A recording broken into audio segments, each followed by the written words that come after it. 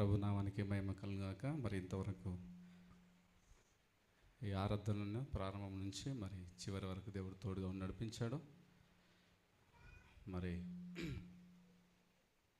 Last week కూడా అన్నని miss అయిపోయాము. యాక్చువల్లీ ఈ మధ్య నేను కీబోర్డ్ వాయించడంలో కూడా అన్న పాటలు మిస్ అయిపోతున్నాను. ఎందుకు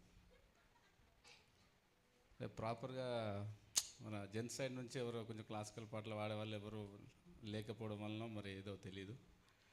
అన్న 2 పాటలు పాడితే ఈరోజు కొంచెం వాయించినట్టు అనిపిస్తుంది అప్పుడప్పుడు. సో అదన్నా మరి దేవుడు చక్కగా మీ ట్రిప్ను విజయవంతంగా నడిపించినందుకు ప్రత్యేకంగా దేవునికి వందనాలు స్తోత్రాలు చెల్లిస్తున్నాం. మరి అదేవిధంగా నా చిన్న సాక్ష్యం ఏంటంటే, నేను పెద్దమ్మలు వెళ్తున్నా కదా రోజు బ్యాంక్కి, అది దేవుడు జహీరాబాద్కి కన్ఫర్మ్ చేశాడు.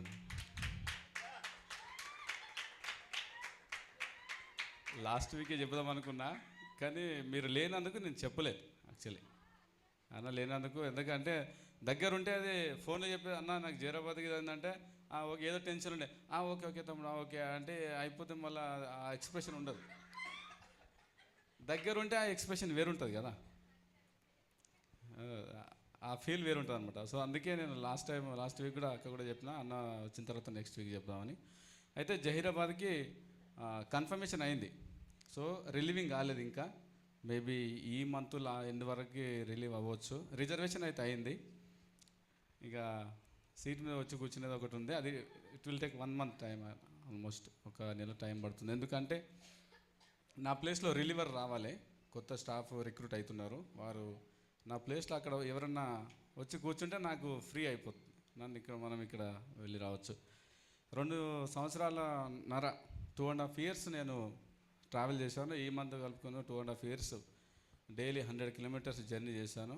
దాదాపు 1 monthలో 24 days, 1 నెలలో 24 working days ఉంటాయి. ఆల్మోస్ట్ 24 వర్కింగ్ రోజుల 2400 kilometers 1 monthలో ట్రావెల్ చేస్తున్నాను. అయినను దేవుడు హెల్త్ విషయంలో కానీ ప్రయాణంల విషయంలో కానీ దేవుడు చాలా తోడుగా ఉన్నాడు. ఇప్పుడు తిరిగి చూస్తే ఇంత ట్రావెల్ చేసినామా మనమే అని అనిపిస్తుంది. సో దేవుడికి ఎంత ఎక్కువ చేసినా కూడా మనం తక్కువనే. ఎందుకంటే చాలా ప్రమాదకరంగా ఉన్నాయి రోజులు. యాక్చువల్లీ బండి మీద ఇంకా డేంజర్ ఉన్నాయి సిచ్యువేషన్స్. అయినను దేవుడు రోజు ఆ స్పీడ్ బ్రేకర్స్ పోయి పోయి పోయి ఆ తులమమిట్లో కూడా 16 స్పీడ్ బ్రేకర్లు ఉంటాయి. ఊరు దాటింది ఆడ 16 అంటే ఇవన్నీ కలిపి 16 ఖచ్చితంగా ఉంటాయి. అంటే ఆల్మోస్ట్ పోయినప్పుడు 30 స్పీడ్ బ్రేకర్లు, వచ్చేటప్పుడు 30 స్పీడ్. వాటికి బండి డిస్క్ పోతుంది, నా డిస్క్ పోతుంది, 2 డిస్కులు ప్రాబ్లం. అది ఆ ఊర్లలో పిచ్చిరాగడి నుంచి ఉగ్గిల నుంచి అలా అలా చాలా హరబులు ఉంటుంది. అంటే రోజు అలవాటైంది అట్లా వెళ్ళిపోతున్నాం. కానీ దేవుడు కృప చూపాడు. అక్కడికి పోయిన తర్వాత కూడా మరి మంచి ఎక్స్పీరియన్స్ ఇచ్చాడు. అదేంటంటే ఫస్ట్ క్యాషియర్గా ఉన్నప్పుడు కొన్ని పైసలు ఎక్కువ పోతుంటాయి చాలామందికి. అయితే అవి రూరల్లో దొరుకుతాయి మనకి. ఏదో ఒక క్లూ ఉంటే ఊర్లలో ఇస్తారు, సిటీలలో ఇయ్యరు. వాడు ఎక్కువ పైసలు ఇచ్చిన అనుకో సిటీ దాటిపోతాడు, ఫోన్ స్విచ్ ఆఫ్ చేస్తాడు, మళ్ళీ వచ్చినాక నాతో లేవంటాడు, మనం ఏం చేయలేం. కానీ ఊర్లలో అట్లా కాదు, పట్టేళ్ళు ఉంటారు, సర్పంచులు ఉంటారు, బ్యాంక్ అట్లా ఎందుకు చేసినావు అంటే వాళ్ళు ఇస్తారు. ఊర్లలో దొరికే ఛాన్సెస్ ఉంటాయి, కానీ టౌన్లలో ఉండవు. టౌన్లలో తెలివితేటలు ఎక్కువ ఉంటాయి కదా, ఇయ్యరు పైసలు. ఆ తెలివితేటలు మోసాలకు వాడతారు. అంటే చెప్పినట్టు అన్నీ అట్లనే వాడుతుంటారు. అంటే దండికి చేరుతారనమాట. అవును నేను ఎవడు ఇవ్వనని అంటారు. అప్పుడు మనం ఏం చేయలేం. ఊర్లలో అట్లా అనరు, ఏం నకరాలు చేస్తున్నా బెదిరిస్తే లేదు సార్ తీసుకుపోయి అట్టనే పెట్టిన, నేను ఒక్క పైసా కూడా దానికి వెళ్ళి తీసుకోలేదు ఇక సార్ అని చెప్పేసి ఒకసారి 25,000 పోతే తీసుకుపోయి బీరోలో పెట్టిన. అప్పటికి 1 వారం రోజులు అవుతున్నది, అది ఎంచలే. నేను సీసీటీవీలో చూసి 25,000 ఎక్కువ పోయాయని చెప్పేసి చేతికెళ్ళి క్లోజ్ చేసి మళ్ళీ సీసీటీవీలో 2 రోజులు కూర్చొని చూస్తే ఎక్కువ పోయినాయి. ఆయన దగ్గరికి పోతే సార్ ఇగో తీసుకొచ్చి అట్టని బీరోలో పెట్టిన, మీ ముందే ఇస్తా అని చెప్పేసి మామూలు నుంచి 25,000 ఇచ్చింది. ఇట్లా ఎన్నో ఊర్లలో అయినాయి. అయితే ఇదొక ఎక్స్పీరియన్స్, దూరం పోయినందుకు. కానీ దేవుడు ఏదొక అనుభవం మనకి ఇచ్చాడు. ఇప్పుడు ఎక్కడ ఎక్సెస్ క్యాష్ వెళ్ళిపోతుంది అనేది మనకు రూట్స్ తెలుసు, ఏ విధంగా పోయి ఛాయిసెస్ ఉంటాయని. సో అది కూడా మనం లెర్న్ అనమాట, అంటే నేర్చుకున్నాను నేను. సో కాబట్టి అదొకటి. మరి 2-3 సార్లు నేను సదాశివపేట ఒకటి, జైరాబాద్ ఒకటి వేకెన్సీస్ పడ్డాయి. అయితే నేను అక్కడికి పోయిన తర్వాత హెడ్ క్యాషియర్గా మనం రిక్వెస్ట్ పెడితే 2 ఇయర్స్ మినిమం కావాలన్నారు. ఇంకా నాకు 2 ఇయర్స్ కాలేదు, ఫిబ్రవరికి 2 ఇయర్స్ అవుతుంది.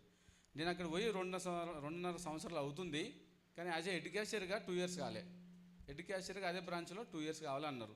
సరే ఫిబ్రవరి దాకా ఆగలేమో అని చెప్పేసి ఇక అట్లనే వెళ్తూ ఉన్నా.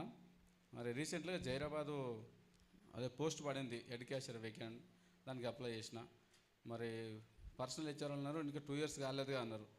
అయితే అప్లికేషన్ నింపేటప్పుడు ప్రేయర్ చేసుకొని నేను నింపిన క్యాష్లో కూర్చొని, దేవా మరి ఈసారన్నా కొంచెం కనికరించు, ఎందుకంటే ఆల్మోస్ట్ 2 ఇయర్స్ అయిపోయింది ఇక్కడికి ట్రావెల్ చేయబట్టి. ఎందుకంటే పోయిన దాని అప్లికేషన్ పెట్టి ప్రేయర్ చేస్తే కూడా లాభం ఉండదు, దానికి మినిమం ఎన్నో రోజులు గడిస్తేనే కానీ దానికి వాల్యూ ఉంటుంది. సో 2 ఇయర్స్ అయిపోయింది కాబట్టి నేను దేవునికి చాలా రిక్వెస్ట్ చేసి అప్లికేషన్ రాసుకున్నా. దేవా నాకు జర్నీ చేయడానికి చాలా ఇబ్బందిగా అవుతుంది. ఎట్లుంటుందంటే వర్షం పడుతుంటుంది బాగా, అందులో బయలుదేరి వర్షంలో తడుచుకుంటూ 50 కిలోమీటర్లు వెళ్ళాలంటే చాలా బాధ అనిపిస్తుంది. సో కాబట్టి అట్లా ఎన్నోసార్లు అయింది. 3వ వానాకాలం ఇది నేను ట్రావెల్ చేయబట్టి. సో కాబట్టి రిక్వెస్ట్ చేసి, దేవా ఈసారైనా కొన్ని కనికరించు, నీ కృప చూపతే అది కాదు గీదు. ఎందుకంటే కొన్నిసార్లు 5, 6, 7, 8 సంవత్సరాలు చేసిన వాళ్ళు కూడా ఉన్నారు అదే బ్రాంచ్లో. అంతవరకు అయితే నేను ఉండనని నాకు కాన్ఫిడెన్సే. ఎందుకంటే ఇంత తిరిగినామనుకో అది కష్టమవుతుంది, మళ్ళీ ఇంకో 1 ఇయర్ తిరిగితే కూడా చాలా ఇబ్బంది అవుతుంది. సో కాబట్టి దేవునికి ప్రేయర్ చేసుకొని అప్లికేషన్ ఫిల్ చేసి ఈసారైనా కొంచెం వస్తే బాగుండే అని చెప్పేసి. దాని తర్వాత ఏమనంటే ఇంకా 2 ఇయర్స్ కాలేదు కదా అన్నారు. అయితే అవునా అని చెప్పేసి డిసప్పాయింట్ అయిపోయినా బాగా. అయిన తర్వాత మళ్ళీ యూనియన్ వాళ్ళు ఫోన్ చేసి, మేము ట్రై చేస్తున్నాము, నీకు వచ్చే ఛాయిస్ ఉంది, నీకు ఆర్డర్ వస్తుంది, 2 రోజులు వెయిట్ చేయన్నారు. అవునా అన్న, వచ్చేంత వరకు నేనేం చెప్పలేకపోయినా. మొన్న రీసెంట్లీగా 1 వీక్ కింద జహీరాబాద్కి కన్ఫర్మేషన్ అయింది. చాలా హ్యాపీగా ఫీల్ అయిపోయినా. ఇంకో 1 మంత్ కానీ ఇంకో 1.5 మంత్ కానీ వస్తానే కాన్ఫిడెన్స్ అయితే వచ్చింది. ఎందుకంటే నా ప్లేస్లో రిక్రూట్మెంట్ అయితే తొందరగా వచ్చేస్తాం. మరి దాని వెనకాల ఎంతోమంది ప్రార్థనలు కూడా ఉన్నాయి. ఎందుకంటే మన సంఘం ప్రార్థన ఉంది, అన్న వాళ్ళ ప్రార్థనలు ఉన్నాయి, అమ్మ నాయనల ప్రార్థనలు ఉన్నాయి.